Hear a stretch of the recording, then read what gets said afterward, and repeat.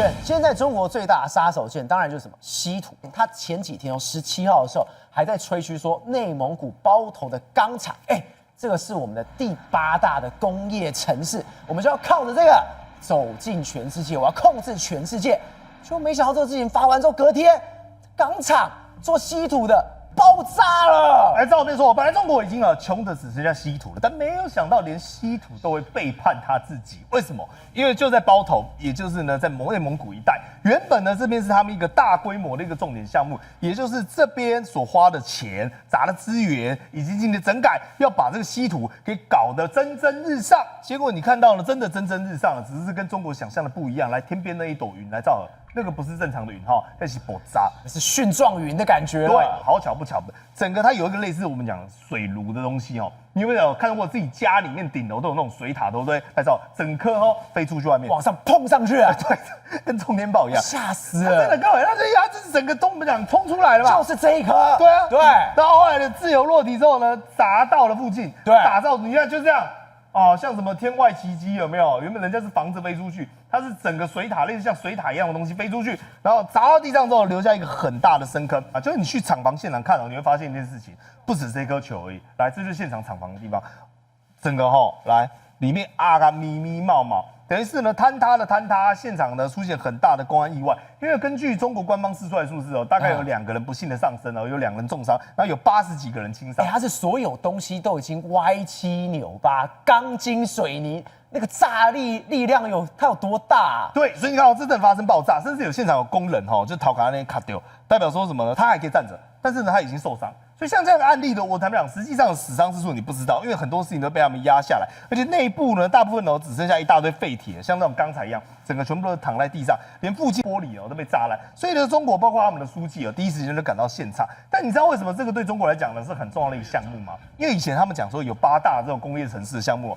里面呢有一个叫做能源革命以及技术革命、产业革命，其中包头市代表的是什么呢？稀土。全球领先的一个重要指标跟基地。对，兆和我们都知道中国在海外有非常多，比如说它的非洲好兄弟，对，比如说它可能在我们讲其他的国家、第三世界国家掠夺别人的稀土资源嘛。但其中这个所谓的我们讲的包头的是它唯一在国内算是一个很重大的一个重镇，所以这个地方孰可忍孰不可忍嘛。11月17号，也就是你看到这一篇，对，包头启动建设国家零碳园区。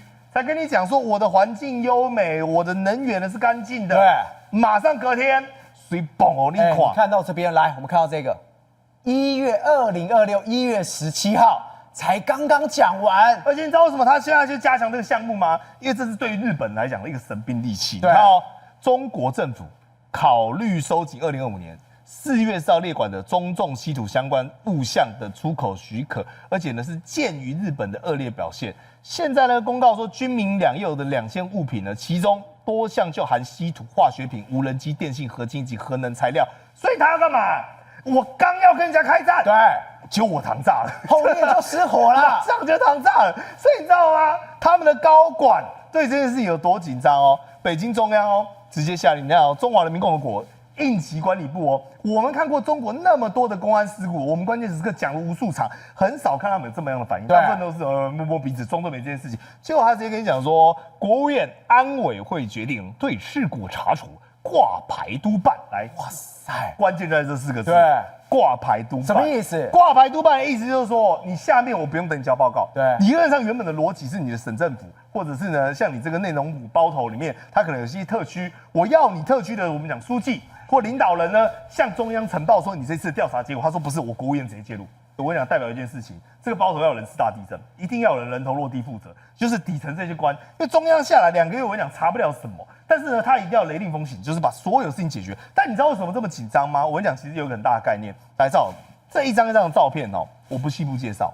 这个都是呢，它在包头工业区造成的污染已经付出的代价。但为什么我要讲这个呢？因为中国过去一直以来，他希望为什么他要去找这些非洲国家，找这些第三世界落后国家，有一个概念，我吃饭的地方我不要在那边上厕所。对，也就是我把垃圾跟污染都留在国外嘛，对不对？那我能从你的资源榨取就榨取。那我请问一下，中国现在这一套行不行得通？它出现一个问题，美国是不是门罗主义？对，非洲是不是大规模的？我现在也要想办法给你翻盘。我再把你拔掉了。对，你讲到重点，美国开始在世界各地一个一个把中国这些矿产拔桩，它是不是跟日本、跟各个国家一个一个签稀土协定？对。但如果你签到最后面，我都不需要你这些，你怎么办？那这些国家都背信你怎么办？所以你干嘛？我自己一定要有所底气，我一定要搞一个本，所以我把我家搞得一团乱脏兮兮的，我还是要把这个稀土至少确保说在我中国境内，我有个最大的生产工厂。结果没有想到，刚弄没多久，马上出这种重大的意外。你自己想，当日本呢，现在我们讲的搞得我们讲如火如荼，不管你说跟意大利，甚至高市早苗直接铁了心跟你讲说，我要解散众议院，我要跟你中国开战，我要有十足授权的时候，你出了这么糗的洋相，坦白讲，叫你一声糗哥刚好而已。玉峰哥，我们上个周末大家都在讨论一件事情，功夫里面的火云邪神梁小龙走了。他想说，是发生什么事情？他就突然因为心脏疾病突然走了。好，为什么要提火云邪神？因为现在所有人都说梁小龙，第一个他真的是有底子的，第二他的一生真的跟火云邪神一样，真的从年轻到老，真的武术武功功夫还是非常强的。对，最近来讲的话，这真的是一个不幸的消息啊！这画面是谁呢？这画面呢就是火云邪神被斧头帮请出来了，要对抗谁？杨过跟小龙女。我觉得我们这个年代的年轻人看到这个画面都会心一笑。对，这就是我们当年最红的火云邪神啊！你看。秃头穿吊嘎，然后蓝白拖，然后他对手是谁？对手就是这个杨过小龙女。对，然后呢，突然之间就过世了。而过世的时间呢是什么时候？是1月14号，他大概享年77岁，享年77岁。可是呢，1月14号过世的时候呢，有没有人证实？没有人证实。对，是有一些 rumor 先出来，然后 rumor 出来之后呢，大家讲说怎么可能？火云邪神他还是在他的个人的 social media 里面还有发新的视频啊，那怎么出来人就走了？就后来呢，消息一再的越来越渲染，甚至连他走掉的这个心脏方面的疾病也被人家渲染出去之后呢，他的经纪人才跳出来，才说好，真的火云邪神走了。然后呢，时间是1月14号，对。然后最后他就是在一个关门地址的社交平台里面就讲了，好，我到一个很远很远的地方拍电影了，请原谅我不辞而别。就当我到很远的地方去拍电影了，本来想保密的，所以关门地址像往常一样发视频。我喜欢有点神秘感，你们替我好好活着，爱一直都在，记住我爱你们，梁小龙。所以呢，等到这边出来之后，大家才确定，好，真的是梁小龙真的走了。好，火云邪神他以前是非常红的，大家还记不记得谁？李小龙、对，成龙，然后呢，狄龙，然后火云邪神他梁小龙，所以呢，在那个年代呢，他们号称四龙。而这四龙里面的话，其实火云邪神他以前拍过一个电影叫《大侠霍元甲》，里面陈真的角色记不记得？你现在一定有想到一个画面，就是日本人欺负中国人之后呢，陈真到日本的武馆去，把东亚病夫的把东亚病夫的匾额啪打掉。对，不管你看的是李小龙的版本，还是梁小龙的版本，还是其他致敬的版本，你是不是心里现在就想到这个画面？其实一开始是谁演的？一开始就是梁小龙演的。对，所以呢，他把这个东亚病夫的这个扛棒拿到日本的武馆去，然后呢把它给踹开，其实就是他。那个时候呢，他从小就是奶奶带着他长大的，对，所以呢，他一直每次看到奶奶被人家欺负，被街头小混混欺负，他非常的生气。所以呢，他每次上学的时候呢，就经过武馆，他就在那边看个10分钟。你知道什么叫天才吗？他看个10分钟，然后就去上学。放学了之后呢，就到自己家里的天台上面去练。竟然就练出来了，他的腿法很厉害，对，他就练出来了。看10分钟，对，真的靠自己练，然后就练出来。然后练出来之后呢，刚好他有一个叔叔在这个电视台担任武术，就把他拉进行。那个时候几岁？那时候才19岁。对。后来呢，他又接受了咏春。你不要以为咏春是谁，咏春其实他也学过，他也算是名门。所以呢，你看他的腿法好，又学过咏春，然后呢又演过陈真这个角色，他真的是炸红。那个时候爆炸红的时候呢，发生了一件事情，因为他演了陈真，帮中国人出了一口气，所以呢，老共就邀请他到对岸去，然后呢参观了陈真的故居。对，那他觉得这件事情很棒嘛，对不对？因为他演的是陈真啊。可是那时候汉贼不两立，什么意思？台北这边的话就觉得不行，台湾不喜欢你，为什么呢？因为你跑去跟大陆变好朋友了。对，所以呢，那个时候反而他变得没戏拍了。没戏拍之后呢，你有没有发现为什么这么红？他不是4龙之一吗？怎么人就不见了？然后20多年他都在对岸经商。后来呢，就是我们再看到他的时候，火云邪神功夫让他变成经典之后，大家觉得那你应该很喜欢星爷吧？因为是星爷请他出山的。 20年后还能再红起来，大家会觉得说你不就是靠的是星爷吗？对，可是呢，你知道吗？星爷跟他终究是走不在一起。星爷知道他离开的消息之后呢，也在他的 social media 里面 po 了一个短文，他就说，永远怀念梁小龙先生，然后呢，双手合十的一个 emoji 的一个符号。对，但是这两个人怎么会不好呢？很奇怪吧？如果你经过20年，然后呢，你突然爆红，你应该谢谢星爷吧？他就说，其实周星驰导演。他都不叫他星爷，整个片场都叫他星爷，因为他的身份地位太高了嘛。但是他一直只叫他导演。从一开始找他来拍戏的时候，他就发现说，周星驰先生，你好像不知道我是谁。哦，他以前是四龙之夜，他就说他去的时候一直问他说，你会不会踢脚？你会不会耍棍？对，问到梁小龙最后 keep win， 他就说呢，我尊重你的话，我给你3秒；我不尊重你的话，1秒就把你撂倒。所以呢，那时候周星驰在拜托，请你来出演。那出演的时候呢，你看这个画面，大家会觉得这画面太神奇了嘛？哪一个大侠是秃头？哪一个大侠是穿白色吊嘎？哪一个大侠是穿蓝白拖？所以他说那个大侠的角色对梁小龙来讲，他还是回到以前的时候，陈真，对，帅的。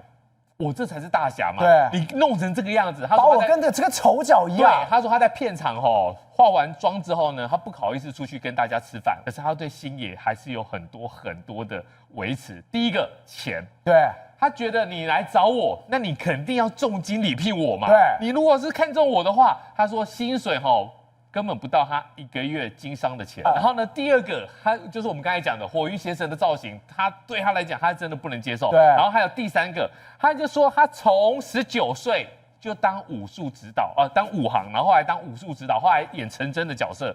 你觉得他是新人吗？他肯定是一个很有经验的老演员嘛。他很熟悉的嘛。结果你知道吗？他们香港叫1条、2条、3条，他做了几条？他说有一次呢，他做了48条。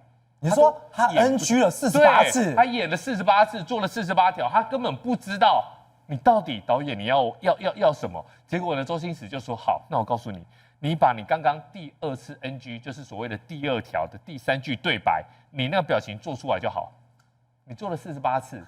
我讲了48次，我演了48次，你叫我回想我第2次，我怎么会记得？这太难了。所以呢，他就觉得说，什么片场每个人都听周星驰的，但是呢，这个至少这个出来的话，这个形象真的是深植人心。那么梁小龙真的是4龙之一，真不在开玩笑。我们看年轻的时候，他非常壮，练得非常好。结果都老了，应该毕竟会是酸痛或什么，他真的训练没在开玩笑。他表示说他每天或者是常常都有在做训练。你看到这个画面这2019年梁小龙那时候年纪他也大，结果对方在攻击的时候，梁小龙那个出腿太强太快了吧？是没有错，过了20年，从火云邪神到现在过了20年，他每天还是有在练哦。对，你刚刚看到这个画面是有一个人去挑战梁小龙，你知道他记得梁小龙几岁吗？71岁了，71岁，71岁，这个人要去攻击他，他超快的，对，没错，他快到我跟你讲，我还这边1秒把它分成30帧去看，才看得到他的拳，才看得到他的脚，他一下就把这个少年郎撂倒了。所以他其实真的是老当益壮，对，也应验了他当时在火云邪神说的话。他说什么？天下武功，唯坚不摧，唯快不破。对，来，我们来看一下他之前还有跟谁做一个武打明星之间的对抗？来，你有没有听过鬼脚七？他谁？有黄飞鸿里面的那个很有名的出腿超快的，结果他去上场超凌厉，他跟人家打了，他就跟这个鬼脚七演鬼脚七，也是练家子出身的武打明星叫熊欣欣。好，这时候梁小龙是62岁，熊欣欣归回力怎样？那时候48岁，对，两个人差了14岁哦。结果你看两个人在台上比起来不分轩轾，而且招招都是打真的。你看这个速度快不快？超快的，我跟你讲，这个坦白讲，他往他的腹部直接一脚就下去，一脚下去了。我如果去跟他打，我真的看八 G 啊，他没够好。所以你看，这个连这个主持人当时都说，后啊，收尾，因为他怕。郑峰不在开玩笑，你刚看这就是有多快，360度的回旋踢，没有错，而且2度哦。这时候他已经62岁，居然还能够做到这么高难度的动作，有够厉害啦。好，那除了这个以外，他当然平常还有在练他的丹田，然后他还有在推行武术。他用什么推行？短视频啊，就是 shorts。来，他还用那个丹田破筷，他直接用筷子放在丹田上面，对，然后运气把筷子硬生生真的假的啦？震断成3节，有够厉害的。那记者就是想说，你除了丹田厉害，还有什么厉害？因为他最有名的就是腿术跟拳术嘛，还去问他说，你可不可以现场耍2招拳术给我们看？真的，他这样耍完之后，记者说什么？有风他打的拳不只是有劲，还有风啊，可见了他的拳术之快。郑凤，我觉得里面梁小龙的故事里面，让我觉得最惊讶是什么？对，我们看过一部片叫《叶问》，他说我要打10个。没错，刚刚玉峰哥有讲，他曾经被冷冻过，对不对？对，大概20年。在那20年的时候，他有在香港油麻地开一个武术馆。那但你也知道他的个性比较刚烈一点，所以就得罪了一些黑帮。黑帮找他寻仇，对，黑帮怕他，还带刀，10几个人找他寻求，不是围殴他，是要让他死啊！10个人都拿刀，对，冲着他来的，冲着他来。然后他说，发现怎么后面有一股杀气，就肌肉马上瞬间就反应，就变硬了嘛。然后刀就砍到他的背上面，砍到他背上面之后，他转头，果然真的是刀嘛。接下来看他旁边这么多人，对，来，这时候你应该会仓皇失措，对不对？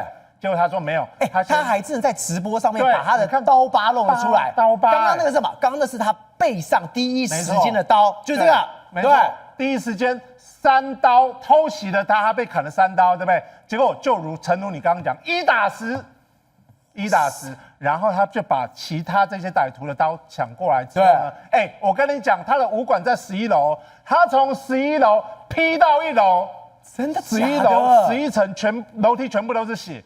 整个这样打下来之后，你知道吗？这些人落荒而逃。但当时我们刚刚讲他原本中了3刀，但他劈完10个人之后，最后只多中1刀，就知道他的底子有多硬。但他还怎么样？我们以前台湾有人用什么？用手去爆菊，对不对？我跟你讲，他徒手破西瓜，丢起来徒手破西瓜，他是直接轻轻抛起来。对，如果说距离拉很远，对，他还可以用自己身体力量，速度你看多快，他只是拉一下，对。然后直接爆掉，那个拳风打下去就直接把它震碎很厉害所以其实这个火云邪神他本身真的是一个练家子出身，而且你知道他的拳头上面有什么？拳头上面有拳茧，茧是怎么来的？你说就是这边1块，没错，2块，还是上这很大块，很大块这是蓝，这个就是茧茧就是透过摩擦重力搓揉而来的，所以代表这一个人火云邪神他真的平常就有在练习，对不对？然后练习到他的双拳上都有茧。来，你知道香港的武打圈里面有茧的还真的没几人，他真的就是其中的一位宏观取材，厘清真相，犀利精准，深入剖析，时刻掌握关键新闻时事，不漏接。老时段，新气象，我是钟浩和，关键时刻2.0，全新出击。